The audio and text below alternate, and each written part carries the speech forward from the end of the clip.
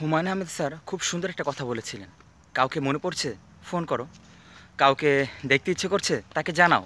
কাউকে ভালোবাসো, তা বলে দাও। সময় নেই। আর 5 মিনিট বেঁচে থাকবে কি না তার কোনো গ্যারান্টি নেই। অপূর্ণতা নিয়ে পৃথিবী ছাড়তে নেই।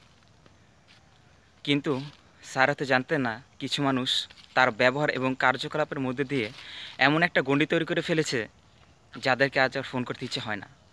যেখানে ফোন করলে আত্মসম্মান বিক্রি করতে হয়, আমার মতে সেখানে ঘুরে না তাকানোই ভালো। স্যার হয়তো জানতেন না, কিছু কিছু মানুষ আমাদের ফোন করলে বিরক্ত, কিংবা কিছু কিছু মানুষ এমন কিছু ঘটিয়ে ফেলেছে তাদের জীবনে যে তাদেরকে আজ আর ফোন করতে ইচ্ছে হয় না, কিংবা আমরা তাদেরকে ফোন করলে তারা বিরক্ত হয়। স্যার হয়তো জানতেন না, কিছু মানুষ আজকাল মনে করে এটা করতে আমরা যেন তাদেরকে খুব তাড়াতাড়ি ভুলে যাই, যত তাড়াতাড়ি সম্ভব।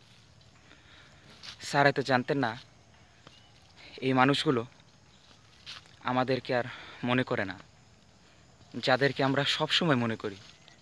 স্যার হয়তো জানতেন না, এই মানুষগুলো আমাদের ভালোবাসা পাওয়ার যোগ্য না।